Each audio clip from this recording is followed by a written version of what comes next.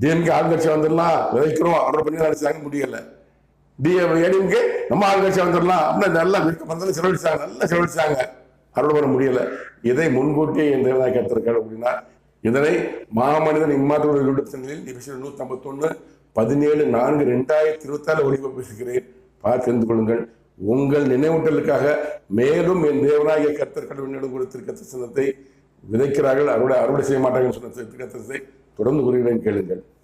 1/3/2026 என்று என்னிடம் என் தேவனாகிய கர்த்தர் கடவுள் கூறிய தரிசனத்தை இப்போ நீங்கள் கேளுங்கள்.